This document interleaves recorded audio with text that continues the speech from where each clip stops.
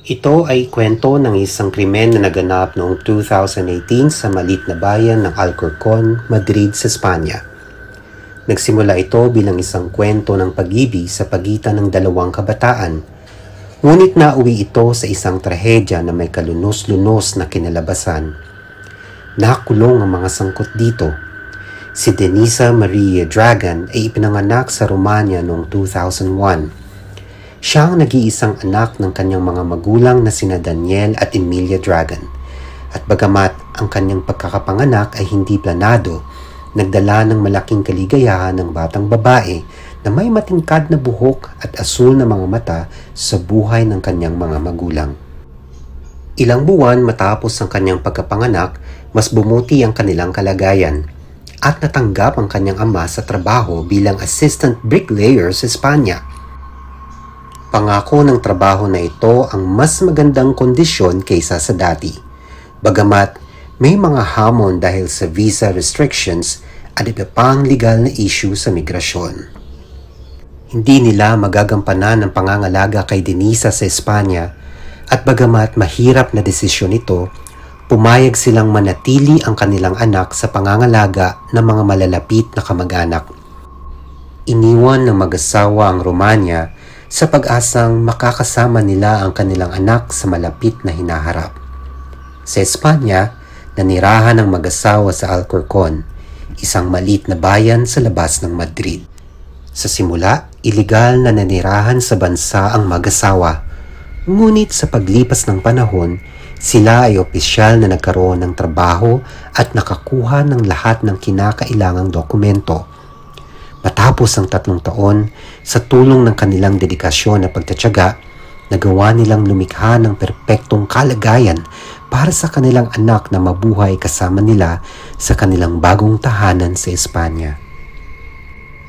Malaking kasiyahan ito para sa batang babae na napakakomportable sa kanyang bagong tahanan kasama ang kanyang mga nagmamahal na magulang.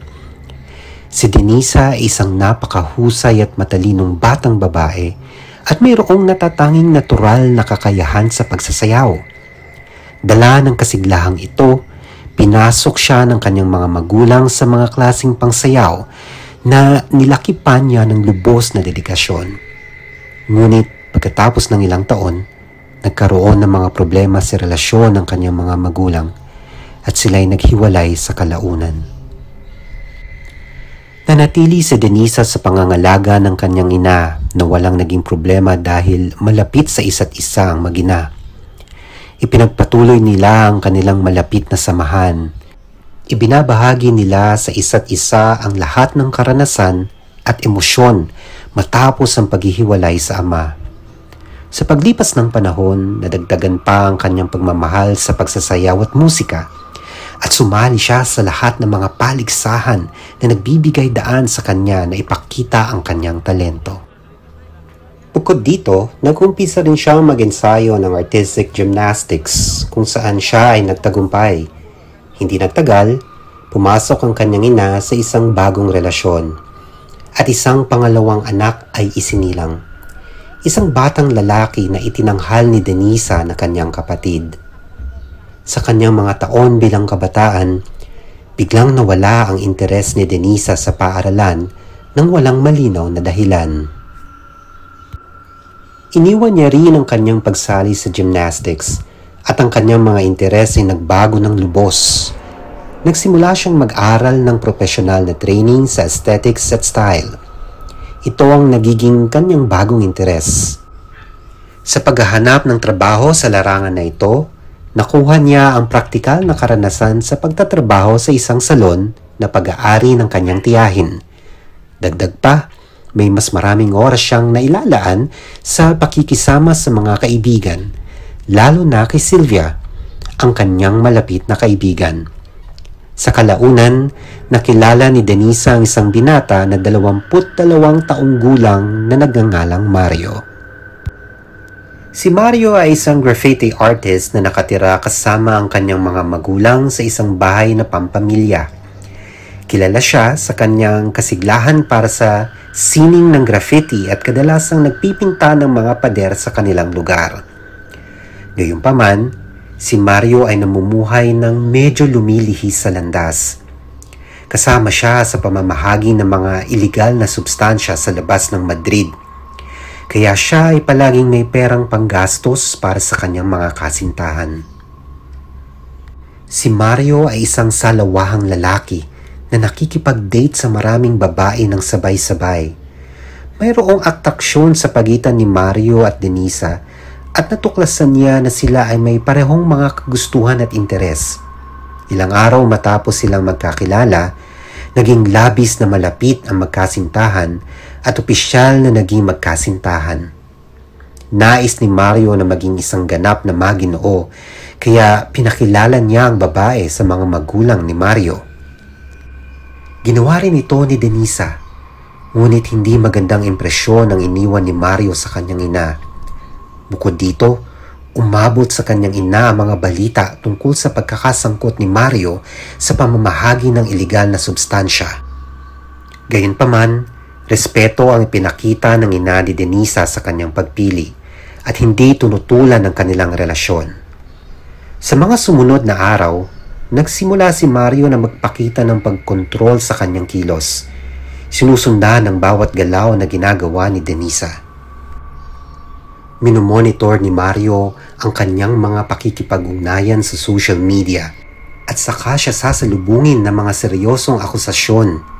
Sa kanyang pananaw, may karapatan siyang magpasya kung sino ang kakaibiganin o hindi ng kanyang kasintahan. Dahil dito, nang malaman ni Denisa na siya ay buntis, ito ay nagdulot ng malalim na takot kay Denisa. Hindi lamang siya natatakot sa pagkakaroon ng anak sa napakabatang edad dahil hindi siya handa para sa ganitong malaking responsibilidad, kundi pati na rin sa katotohanang ang pagbubuntis niya ay maaaring magbigay kay Mario ng tamang dahilan para palawakin ng kanyang kontrol. Hindi lamang sa kanya, kundi pati na rin sa kanilang hindi pa isinilang na anak. Ibinahagi ni Denisa ang kanyang mga takot sa kanyang ina. Napayo sa kanya na ipatigil ang pagbubuntis kahit na alam niyang ito ay magiging isang mahirap at masakit na desisyon. May sariling negatibong karanasan ang kanyang ina sa pagiging nag-iisang magulang na may anak na nagsilbing basehan para sa gayong payo. Sa pag-unawa na hindi niya nais na dalhin ang isang anak sa kasalukuyang sitwasyon, ginawa ni Denisa ang desisyong itinuturing niyang pinakatama para sa kanyang kalagayan. Hindi ito agad nalaman ni Mario at inakala niyang nilabag ni Denisa ang kanyang mga damdamin sa pamamagitan ng paggawa ng ganitong desisyon nang hindi niya kinonsulta. Siya ay nagalit at nagdesisyong pagbayarin ng kanyang kasintahan para sa pambabastos nito sa kanya. Pagkatapos ng insidenteng ito, radikal na nagbago ang pagtingin ni Mario kay Denisa. Nag-umpisa siyang magkaroon ng lihim na relasyon sa isang kababaihan na nasa 19 na taong gulang na nagngangalang Rocio Martinez, na nagkaroon ng 2 seryosong karamdaman mula pa noong siya ay 4 na taong gulang, diabetes at asthma. Sa kabila ng kanyang mga problema sa kalusugan, nagsikap si Rocio na subukan ng iba't ibang ilegal na substansya. Katabi ang kanilang tahanan na isang lugar na kung saan ang mga ilegal na gawain ay nagaganap. Nagbigay ito sa kanya ng madaling access sa lahat ng mga ipinagbabawal. Nagtatapos ang bawat gabi na si Rocio ay kasama ang kanyang mga kaibigan na gumagamit ng iba't ibang mga substansya. Kilala rin si Rocio sa kanyang pagiging impulsive. Sa ilalim ng impluwensya ng mga ilegal na substansya, nagsimula siyang makipag-away sa mga pistahan ng walang malinaw na dahilan at palaging naghahanap ng makakabangga. Sa gabi, kasama ang kanyang mga kaibigan, ginagawa ni Rocio ang mga gawain tulad ng pagpapaputok ng basurahan o pagnanakaw sa mga bahay upang kunin ang mga bagay na maaaring ipambayad sa mga ipinagbabawal na droga. Gayunpaman, para sa mga kapitbahay, si Rocio ay hindi maaaring galawin dahil siya ay anak ng isang pulis, kaya't walang nagre-report sa kanyang mga gawain. Sa simula, nagpapalitan ng mga mensahe si Mario at Rocio, ngunit sa huli, naging magkasintahan sila at opisyal na naging magkasintahan. Formal na tinapos ni Mario ang relasyon kay Denisa. Lubos na nasaktan si Denisa sa paghihiwalay nila ng kanyang kasintahan. At upang tulungan siyang kalimutan ito, binigyan siya ng kanyang ama ng isang family trip sa Mediterranean Sea sa isang cruise liner.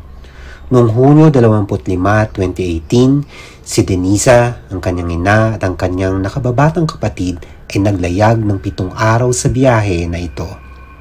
Sobrang natuwa si Denisa na makasama ang kanyang pamilya at sa paglalakbay sa magagandang lugar tulad ng Barcelona, Naples at Palermo. Sa oras na iyon, itinigil na niya ang komunikasyon kay Mario sa kanyang social media, ngunit hindi niya maiwasan ang masakit na kontrol na ginawa ni Mario sa lahat ng ginagawa ni Denisa at patuloy na minomonitor ang lahat ng kanyang mga galaw at kwento. Pagbalik sa kanilang tahanan, nakita muli si Denisa at si Mario na ikinagalit ng ina ni Denisa. Sa parehong panahon, patuloy pa rin siyang nakikipagkita kay Rocio.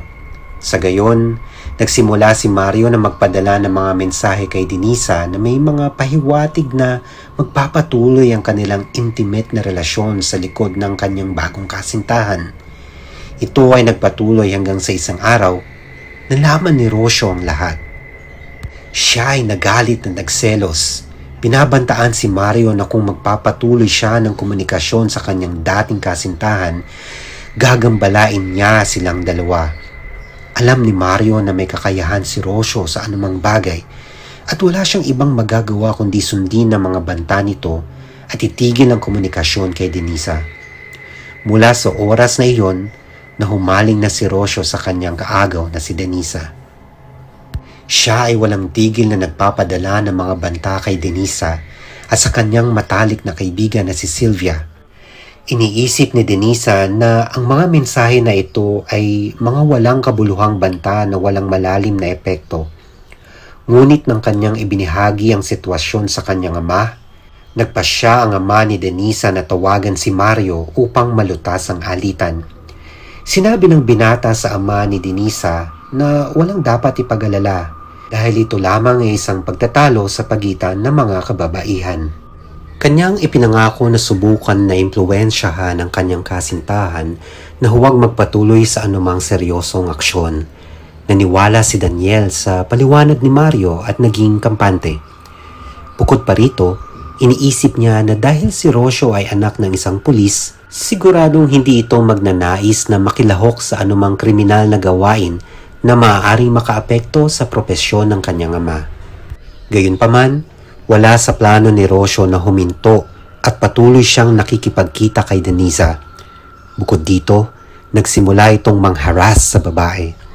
Ito ay nagpatuloy ng ilang panahon at nagdesisyon si Denisa na tuluyan ng tapusin ang kanyang nakaraang relasyon kay Mario. Siya ay nagsimula ng pagdedate sa isang lalaki na nagngangalang Ivan.